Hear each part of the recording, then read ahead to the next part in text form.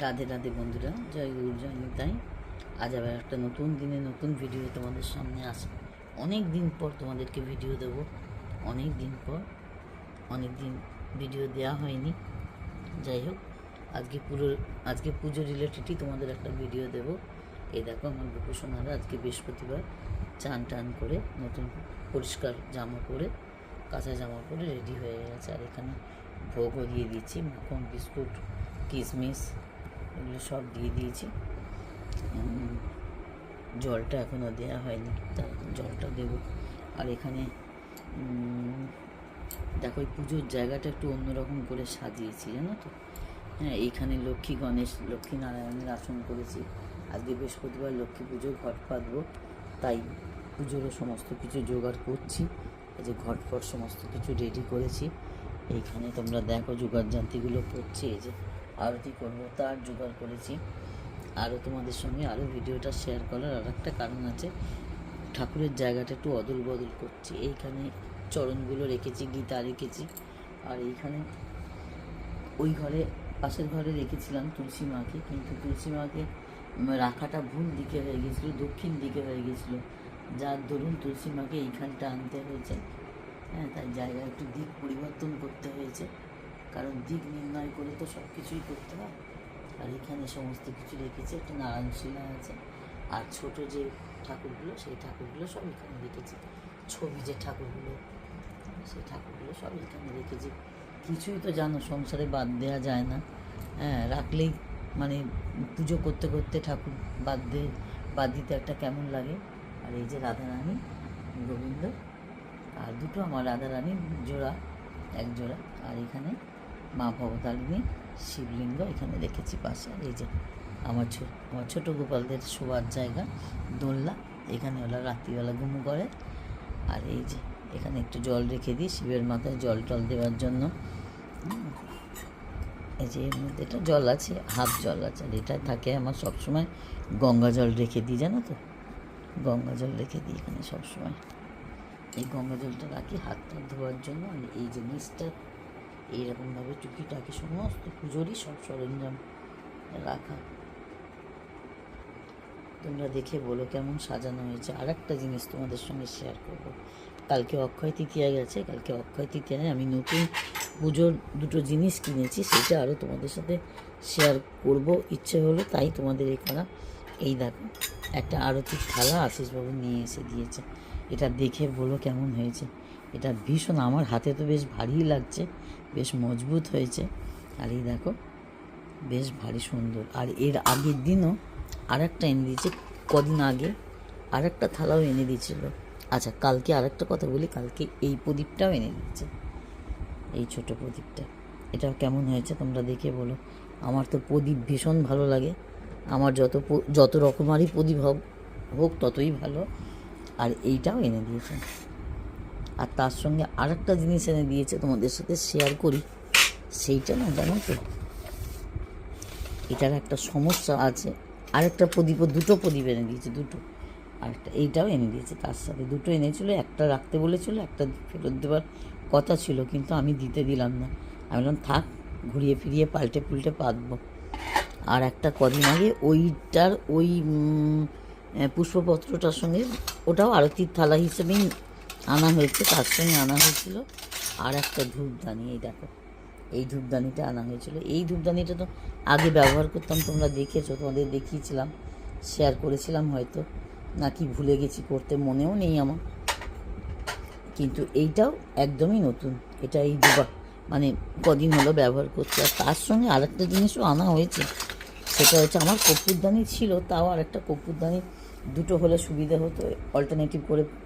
আমার ঠাকুরের বাসন যত হয় ততই ভালো লাগে, কিন্তু আবার অগাধ বেড়ে গেলেও মুশকিল হয় মেনটেন করতে। যাই হোক, এই কর্পূরদানিটা আমার বেয়াই এনে দিয়েছিল, এই কর্পূরদানিটা, জানো তো। এই কর্পূরদানির ওপর আমি সবসময় একটা মাটির প্রদীপ, তোমরাও এই টিপসটা ব্যবহার করতে পারো, জানো তো। কর্পূরদানিটা না, তাহলে বলো তো কি, দেখো তোমাদের দেখাচ্ছি, ভেতরটা একদম চকচক করবে, ভেতরে দেখো কোনো রকম স্পট পড়বে না। এইটা তোমাদের একটা টিপস দিতে পারি, সবসময় একটা যে কোনো একটা মাটির প্রদীপ যদি ব্যবহার করে, এটা মানে এরকম ধুনোচিতেও ব্যবহার করতে পারো। এই দেখো আমি এই কর্পূরদানির মধ্যে, এই কর্পূরদানিতে কী কী দিয়েছি, ঘিয়ের প্রদীপ দিয়েছি, লবঙ্গ দিয়েছি, কর্পূর দিয়েছি আর ধূপ দিয়েছি। এটা বাস্তু টিপসে খুব ভালো, জানো তো। সংসারে অনেক কিছু অসুবিধা থাকে, মানে সেগুলো লবঙ্গতে, মানে সেগুলো প্রতিরোধ হয়। যার জন্য আমি একটু লবঙ্গ দিয়ে আরতি করি। বেশি দিই না, 3টে দিই। আর এই যে কর্পূরদানিটা তোমাদের সঙ্গে একটু শেয়ার করছি, এই কর্পূরদানিটা দেখতে দেখো কত সুন্দর।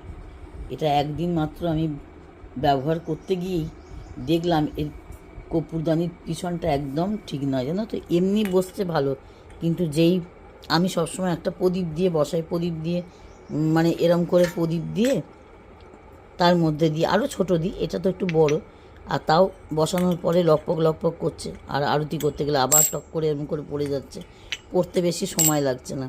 যার জন্য আগুন টাগুন সেদিনকে ছিটকে ছড়িয়ে পড়ে গেল বলে এটা ফেরত দেওয়ার পরিকল্পনা করেছি, যে না, এটা আর ব্যবহার করে কাজ নেই, এটাকে ফেরত দেবে।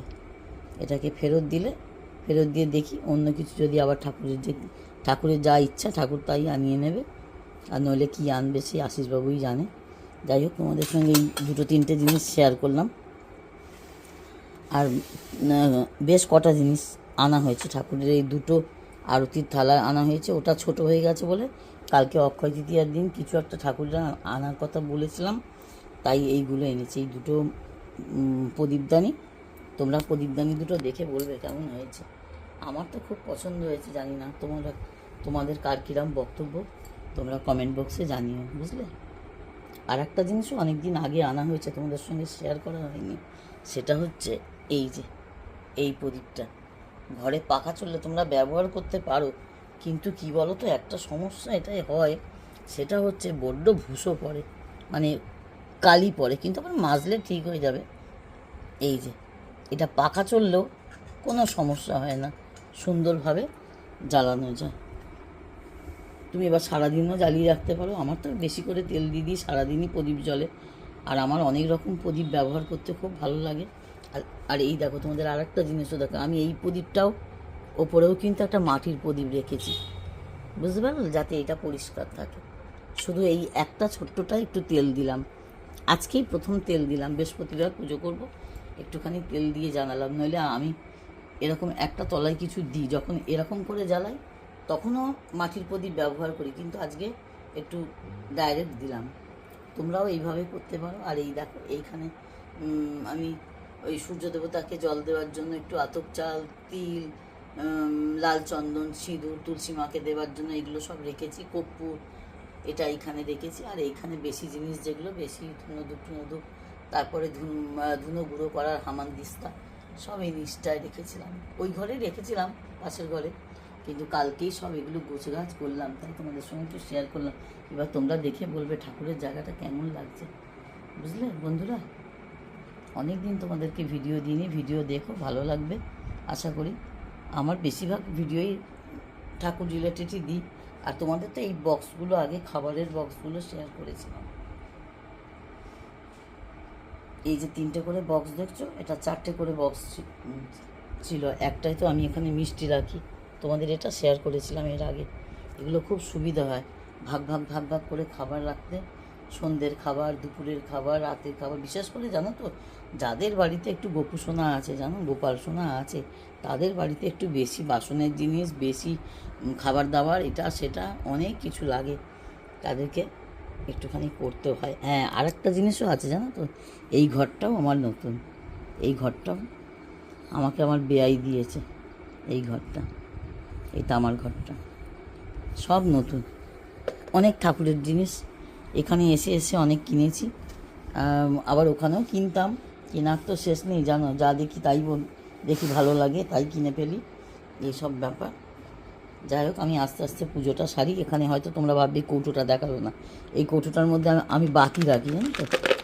বেশি বড় বাতি হলে বাতিটা কেটে রাখি, আর ছোট বাতি হলে কোনো অসুবিধা নেই, বাতিগুলো এরকম ভাগ করে রাখি, যাতে ফটাফট জ্বালাতে একটু সুবিধা। এই দেখো না, এইখানে আমি কেটেও রেখেছি, এখানে কেটে রেখেছি, একদম জ্বালিয়ে দেবো, একবারে আরতি করতে করতে নিভে যাবে। আর এইটার মধ্যে কী রেখেছি দেখো, এটার মধ্যে হনুমানজিকে দেওয়ার আমি হলুদ সুতো রাখি। তারপরে এইগুলো তোমরা ইউজ করতে পারো, জানো তো, এই ইয়ারবাডসগুলো খুব ভালো।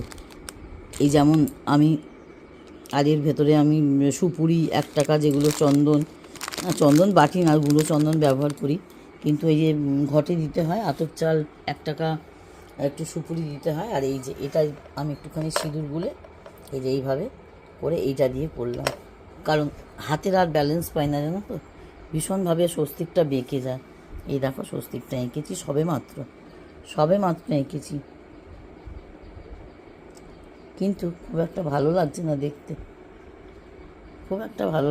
একটু ছেঁড়া বেড়া মতন যেন মনে হচ্ছে লাগছে। দেখো তোমরাই দেখে বলো, একদমই খুব একটা ভালো লাগছে না, একটু ছেঁড়া বেড়া মতো লাগছে।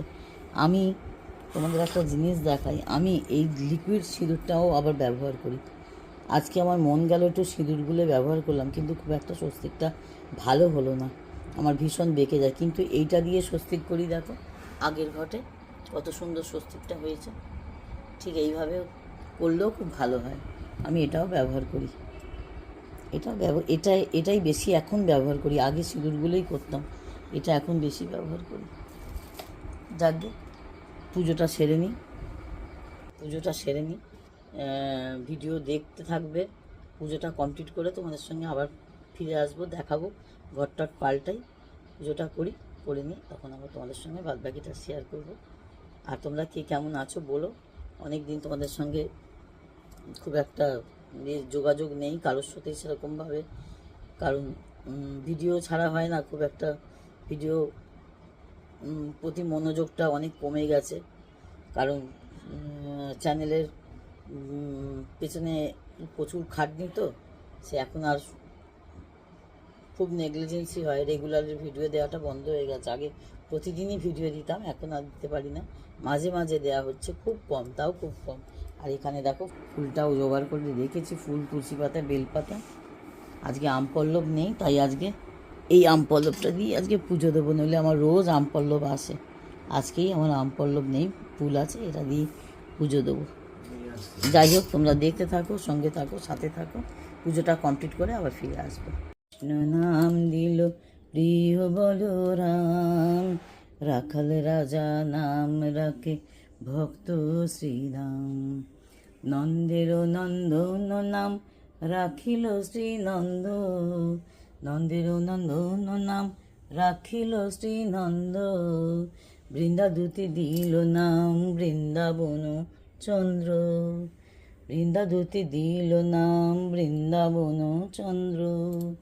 দয়ানিধি নাম রাখে আতুর সুজন, দয়ানিধি নাম রাখে আতুর সুজন। অষ্টতর শত নাম পেল নারায়ণ, হরে কৃষ্ণ নাম দিল প্রিয় বলরাম। রাখাল রাজা নাম রাখে ভক্ত শ্রীরাম। মুনি মনোহর নামে বশিষ্ঠ যে ডাকে, সংসারের সার নাম বিশ্বমিত্র রাখে। ব্রজবাসী বলে তুমি ব্রজের জীবন, অষ্টতর শত নাম পেল নারায়ণ। হরে কৃষ্ণ নাম দিল প্রিয় বলরাম, রাখাল রাজা নাম রাখে ভক্ত শ্রীরাম।